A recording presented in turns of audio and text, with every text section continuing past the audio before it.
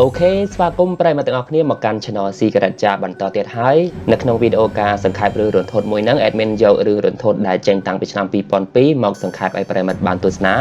ឬមួយហ្នឹងប្រិយមិត្តភាគច្រើនស្គាល់នៅពេលដែលយើងនិយាយថាខ្មោច3កំណាត់នៅពេលដែលប្រិយមិត្តឮពាក្យហ្នឹងប្រហែលជាស្គាល់ហើយប៉ុន្តែបើចំណងជើងដើមរបស់វាវិញគឺមានចំណងជើងថា Gossip ឬក៏នាវាខ្មោចឬមួយហ្នឹងគឺល្បីខ្លាំងមែនទែនកាលពីជំនាន់នោះដោយសារតែឈុតមួយនៅពេលដែលគេបានដាក់ខ្សែកាបហ្នឹងកាត់ខ្លួនមនុស្សដាច់3 4កំណាត់អូខេតោះអញ្ចឹងមកទស្សនាការសង្ខេបរឿងរបស់ admin ដូចតទៅនៅក្នុងឆ្នាំ1962នាវាដ៏ធំមួយនៅលើមហាសមុទ្រអ៊ីតាលីមានឈ្មោះថា Anthony Grassa កំពុងតែដឹកអ្នកដំណើរជាច្រើននៅលើនោះក្នុងនោះមានតារាចម្រៀងយ៉ាងស្រស់ស្អាតម្នាក់មានឈ្មោះថា Francesca កំពុងតែច្រៀងបទចម្រៀងដែលមានចំណងជើងថា Senza យ៉ាងអន្លន់លូចនៅលើនាវាមួយនោះរីឯក្មេងស្រីម្នាក់ដែលមានឈ្មោះថា Katie កំពុងតែលេងក្បែរនៅទីនោះនៅពេលនោះប្រធាននាវាក៏បានហៅ Katie មករួមជាមួយយ៉ាងសប្បាយរីករាយទើបបន្តិចក្រោយមកស្រាប់តែមានមនុស្សបានលួចដាក់ខ្សែកាបយ៉ាងតឹងនៅទីនោះហើយក៏បានវាត់វាត្រូវអ្នកដំណើរកំពុងតែរំនៅទីនោះដាច់3 4កំណាត់ស្លាប់យ៉ាងគួរឲ្យខ្លាចរីឯ Katie នាងមិនអីនោះទេដោយសារតែនាងទៀតហើយនៅពេលនោះនាងបានអោន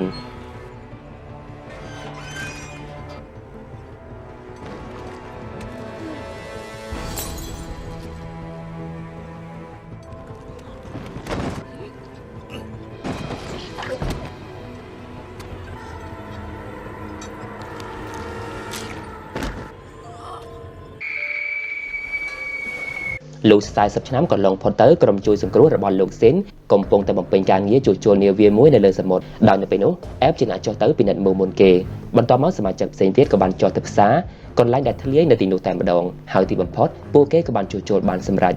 បន្ទាប់មកនៅពេលដែលពួកគេបានទទួលបានប្រាក់កម្រៃពីការងារនោះហើយពួកគេបាននាំគ្នាទៅផឹកស៊ីនៅក្នុងហាងមួយហើយនៅពេលនោះស្រាប់តែមានបរិសម្នាក់ដែលមានឈ្មោះថា Jack ក៏បានមករកលោកស៊ីនដើម្បីចង់ពិភាក្សាលើការងាររបស់ពួកគេជាក្រុមគឺ Jack បានឃើញនាវាមួយនៅកណ្ដាលសមុទ្រ Bering គោលបំណងរបស់គេគឺនាំគ្នាទៅទីនោះដើម្បីស្វែងរករបស់មានតម្លៃនៅលើនាវាមួយនោះហើយគេគឺចង់បាន 20% តែប៉ុណ្ណោះនៅពេលដែលបានដឹងបែបនេះហើយក្រុមរបស់លោកស៊ីនសូមពិភាក្សាគ្នាជាមុនសិនបន្ទាប់មកនៅពេលដែលពួកគេបានជជែកគ្នាពួកគេបានសម្រេចចិត្តទៅរកនាវានោះតែម្ដងហើយពួកគេគឺចង់ឲ្យចែកគឺ 10% តែប៉ុណ្ណោះបន្ទាប់ពីនោះនៅពេលដែលពួកគេបានចេញដំណើរទៅតាមរកនាវានោះហើយសែនតូជាអ្នកបើកទូករបស់ពួកគេចំណែកចែកនៅពេលនោះគេចាប់ដាំពលទូកជាខ្លាំងលោកនៅពេលដែលពួកគេបានធ្វើដំណើរទៅរហូតដល់យប់ស្រាប់តែពួកគេបានឃើញនាវានៅក្នុងម៉ូទ័ររបស់ពួកគេនៅខាងមុខប៉ុន្តែនៅពេលនោះវិទ្យុតាក់ទងរបស់ពួកគេចាប់ផ្ដើមពិបាកតាក់ទងជាខ្លាំងហើយនៅពេលនោះពួកគេបានបុកជាមួយនឹងនាវានៅខាងមុខថែមទៀតផងដែលធ្វើនាវារបស់ពួកគេចាប់ផ្ដើមខូចបន្ទាប់មកនៅពេលដែលពួកគេបានឃើញបែបនេះហើយពួកគេស្ទើរតែមិនជឿថាមាននាវាប៉ាត់មែន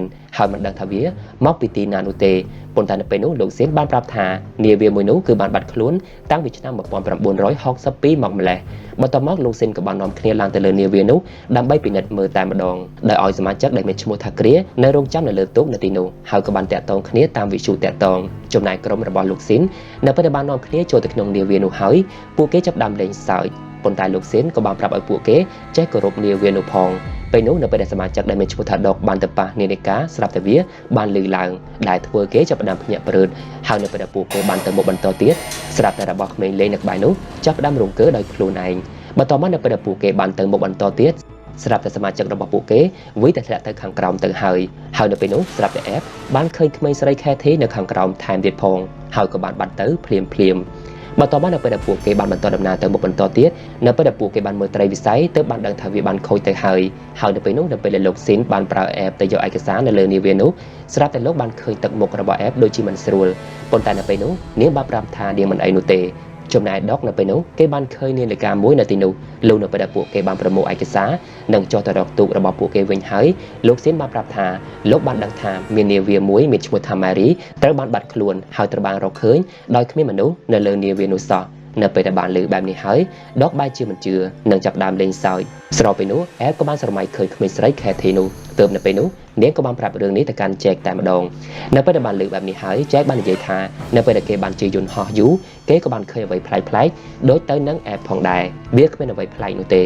លោកបន្តមកនៅពេលដែលពួកគេបាននាំគ្នាជ្រមុជទឹកទៅមើលខាងក្រោមនៃនាវាថាតើទំហំទ្រេនោះប៉ុណ្ណាពេលនោះពួកគេបានដឹងថានាវាមួយនោះគឺបានបុកជាមួយនឹងថ្មនៅខាងក្រោមបន្ទាប់ពីពួកគេបានពិភាក្សាគ្នាហើយពួកគេបានសម្រេចចិត្តរៀបចំផែនការទៅផ្សារនាវានោះតែម្ដងពេលនោះលោកស៊ីនបានឲ្យសិនតូនៅក្នុងទូករបស់ពួកគេ Manda ទៅជាមួយនឹងដុក លោកស៊ីនទៅជាមួយនឹងគ្រាចំណាយអេបនាងក៏បានទៅមើលអាងទឹកនៅលើនាវាមួយនោះលោកនៅពេលនាងបានចុះទៅពិនិត្យមើលនៅក្នុងអាងទឹកនោះនាងបានឃើញក្របកំភ្លើងជាច្រើននៅក្នុងអាងទឹកមួយនោះថែមទាំងបានឃើញស្នាមក្របកំភ្លើងនៅលើអាងទឹកនោះយ៉ាងចម្លែកថែមទៀតផងភ្លាមនោះនៅពេលនាងបានឡើងមកខាងលើវិញស្រាប់តែនាងបានឃើញក្មេងស្រីខេធីម្ដងទៀតបណ្ដានាងបានធ្លាក់ចូលទៅក្នុងអាងទឹកចំណែកលោកស៊ីននៅពេលដែលលោកបានចូលទៅក្នុងបន្ទប់ប្រធាននាវាស្រាប់តែលោកបានឃើញឈាមនៅក្នុងចានលាងមុខនៅក្នុងបន្ទប់ទឹកទៅវិញស្របពេលនោះដកនិងម៉ាន់ដាក៏បានទៅបន្ទប់ផ្ទុកម៉ាស៊ីនចំណែកអេបនៅពេលដែលចែកបានយកនាងចេញពីក្នុងអាងទឹកនោះមកវិញស្រាប់តែឈាមបានហូរចូលទៅក្នុងអាងទឹកនោះប៉ុន្តែនៅពេលនោះពួកគេបានជាមិនដឹងនោះទេហើយនៅក្នុងអាងទឹកនោះគឺមានសាកសពមនុស្សថែមទៀតផ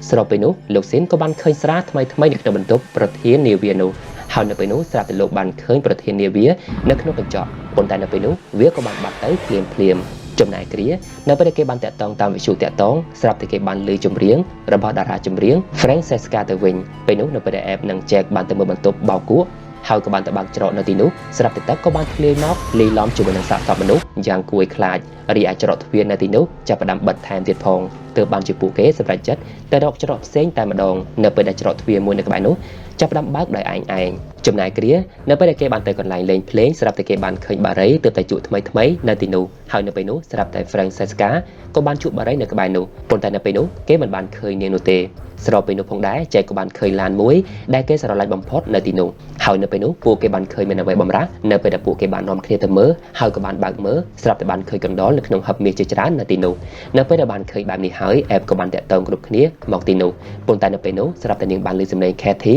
នៅពេលដែលបានឮបែបនេះហើយអេបចាប់ផ្ដើមសង្ស័យហើយក៏បានសាកដើរទៅមុខមើលតែម្ដងប៉ុន្តែនៅពេលដែលនាងបានដើរចូលទៅដោយប្រុងប្រយ័ត្នស្រាប់តែសមាជិករបស់នាងចាប់ផ្ដើមលេងសើចជាមួយនឹងនាងសោះ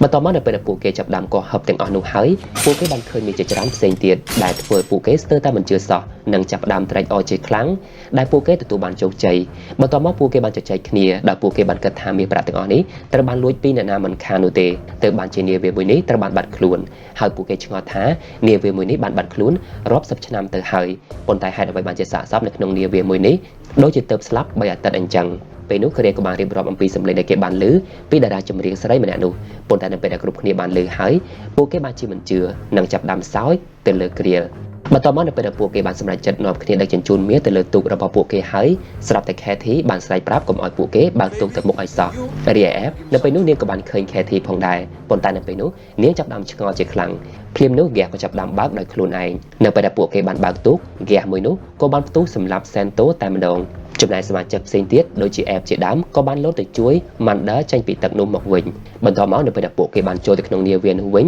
ញដកចាប់ដាំរករឿងទៅកាន់ Jack នៅពេលដែលគេបានសួរនាំថាមុននឹងមកនាវាមួយនេះគេបានដឹងរឿងអ្វីខ្លះទើបបានជា Santo សមាជិករបស់គេបានស្លាប់បាត់បង់ជីវិតចំណែក App នៅពេលដែលនាងបានទៅមើលលោកស៊ីនដែលកំពុងតែពិបាកចិត្តនៅពេលដែលបានបាត់បង់សមាជិក Santo នៅពេលនោះលោកស៊ីនក៏បានដើរចេញពី App បន្ទាប់មកពួកគេបានជជែកគ្នារកដំណោះស្រាយចេញពីនាវានោះបន្តទៀតប៉ុន្តែនៅពេលនោះពួកគេមិនបានដឹងទេថារកវិធីណាត្រឡប់ទៅវិញហើយនៅពេលនោះគ្រាលក៏បានដាល់ដុកមួយដៃនៅពេលដែលពួកគេចាប់ផ្ដើមទាស់ពាក្យសម្ដីនឹងគ្នាបន្ទាប់មកនៅពេលដែលពួកគេបានបែកផ្លូវគ្នាដុកនិង Manda ក៏បានទៅរកអាហារញ៉ាំនៅលើនាវាមួយនោះនៅពេលនោះ Manda ក៏បានសាកញ៉ាំអាហារកំប៉ុងនៅលើនាវាដែលគេបានរកឃើញនោះស្រាប់តែនៅពេលនោះគឺគេបានញ៉ាំបានពិតមែនចំណែកគ្រាលនៅពេលដែលគេបានយកស្រាក្រហមនៅលើនាវានោះមកផឹកគេចាប់ដាំនឹកដល់គូដណ្ដឹងរបស់គេជាខ្លាំងនិងសន្យាថានឹងត្រឡប់ទៅវិញស្របពេលនោះ App ក៏បានដើរទៅតាមរក Katy នៅពេលនោះស្រាប់តែនាងបានឃើញទ្វារមួយបានបើកឲ្យនាងដើរទៅមុខចំណែកដុកនិង Manda នៅពេលដែលគេបានញ៉ាំអាហារកំប៉ុងនោះបន្តទៀតស្រាប់តែវាបានคล้ายទៅជាដង្កូវទៅវិញដែលធ្វើគេចាប់ដាំខ្ពើមរអើមជាខ្លាំងពេលនោះនៅពេលដែល App បានចូលទៅក្នុងបន្ទប់របស់ Katy ស្រាប់តែនាងបានឃើញសាកសពរបស់ Katy នៅក្នុងទូពេលនោះ App ក៏បានយកខ្សែករបស់ Katy មកមើលបន្ទាប់មក Katy ក៏បានចេញមកនិងនិយាយទៅកាន់ App ថា App ដូចជាម្ដាយរបស់នាងខ្លាំងណាស់ចំណែកគ្រានៅពេលនោះស្រាប់តែគេបានឃើញសភាពនៅក្នុងនាវាចាប់ផ្ដើមស្រស់ស្អាតឡើងវិញហើយមានមនុស្សជាច្រើនអបអរទៅកាន់គេថែមទាំងមានតារាចម្រៀង Francesca មករាំជាមួយនឹងគេផងដែរបន្តិចក្រោយមកនាងក៏បាននាំគ្រាទៅតាមនាងរីឯលោកស៊ីននៅពេលនោះស្រាប់តែលោកបានឃើញប្រលឹងខ្មោចប្រធាននាវាបានមកប្រាប់ការពិតទៅកាន់លោកស៊ីនកាលពីមុនគឺមាននាវាមួយមានឈ្មោះថា Lorelai បានជួបគ្រោះថ្នាក់ទើបបានជានាវា Anthony Grassa ជួយនាវានោះតែម្ដងរយៈពេល2ថ្ងៃកន្លងផុតទៅនាវាទៅជាបែបនេះតែម្ដងពេលនោះប្រលឹងខ្មោចរបស់ប្រធាននាវាក៏បានឲ្យរូបថតអ្នកនៅពីក្រោយមូលហេតុដែលធ្វើឲ្យនាវាទៅជាបែបនោះទៅកាន់លោកស៊ីនតែម្ដង ស្របពេលនោះ Kathy ក៏បានប្រាប់ទៅកាន់ F ថាមានអ្នកធ្វើឲ្យប្រលឹងខ្មោចជាប់នៅទីនោះទាំងអស់ហើយគេនឹងប្រមូលប្រលឹងខ្មោចតាមដែលគេចង់បានភ្លាមនោះ Kathy មិនទាន់និយាយចប់ផងស្រាប់តែមានអ្វីក៏បានមកបន្លាច Kathy ដែលធ្វើឲ្យ Kathy បានរលាយបាត់ទៅតែម្ដងចំណែកលោកស៊ីននៅពេលដែលលោកប្រងទៅប្រាប់សមាជិកផ្សេងទៀតអំពីអ្នកដែលនៅពីក្រោយហេតុការណ៍ទាំងអស់នោះស្រាប់តែខ្មោចរបស់ Santos ក៏បានព្យាយាមមកលងបន្លាចលោកស្របពេលនោះផងដែរគ្រាក៏បានតាមតារាចម្រៀងស្រីម្នាក់នោះស្រាប់តែនៅពេលនោះគេក៏បានធ្លាក់ទៅខាងក្រោមស្លាប់តែម្ដងចំណែកលោកស៊ីននៅពេលនោះស្រាប់តែបានមើលឃើញអេបទៅជាខ្មោចរបស់ Santos ទៅវិញទើបបានជាព្យាយាមស្ទុះទៅវាយអេបប៉ុន្តែនៅពេលនោះចែកក៏បានវាយលោកស៊ីនសម្លាប់តែម្ដងនិងបាននាំគ្នាទម្លាក់លោកស៊ីនចូលទៅក្នុងអាងទឹកនៅទីនោះដើម្បីការពារសុវត្ថិភាពពួកគេទាំងអស់គ្នា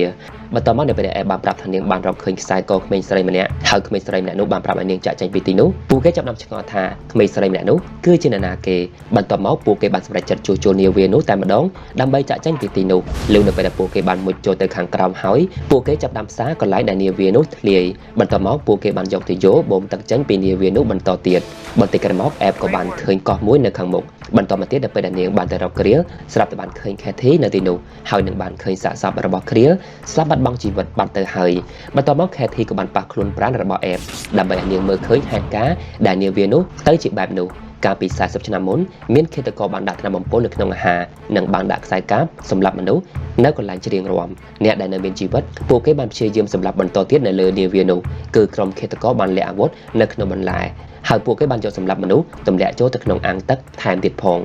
ចំណែក Kathy នៅពេលនោះពួកគេបានយកនាងទៅចងកនៅក្នុងទូ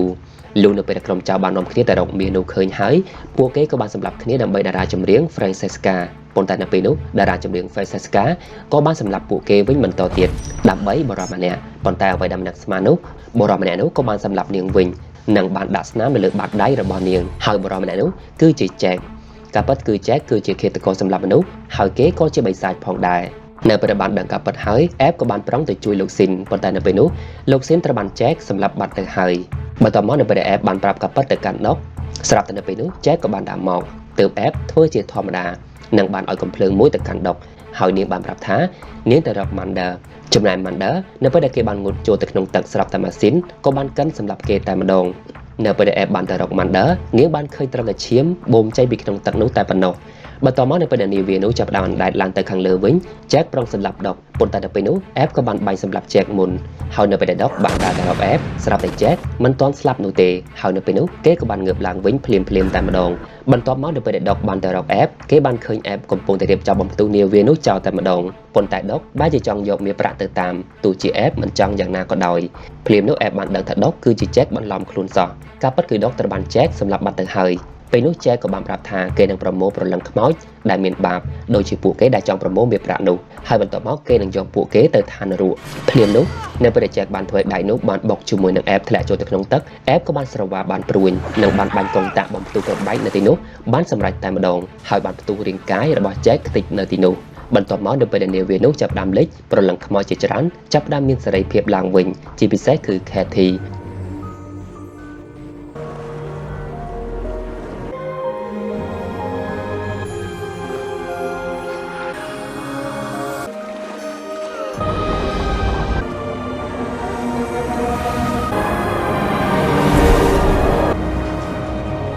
ចំណែកអេបនៅពេលនាងបានហាយទៅខាងលើវិញនាងក៏បានតោងហឹបមួយក៏ត្រូវបាននាវាអ្នកដឹកដំណើរជួយសង្គ្រោះលុះនៅពេលដែលពួកគេបានយកនាងដាក់ចូលទៅក្នុងឡានពេទ្យស្រាប់តែអេបបានឃើញ Jack ប្រមូលមាសប្រាក់នោះចាក់ចេញពីទីនោះទៅ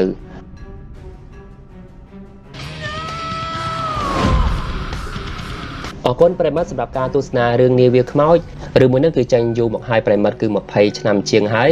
កាលពីជំនាន់ហ្នឹងគឺល្បីខ្លាំងមែនតើដោយសារតែឈុតដំបូងប្រិមត្តនៅពេលដែលគេកាត់មនុស្សជា3កំណាត់ដោយខ្សែកាបហ្នឹងណាឈុតមួយហ្នឹងគឺល្បីខ្លាំងមែនតើទូទាំងពិភពលោកហើយការដែល admin មើលកាលនោះគឺ admin មើលជួឌីទេ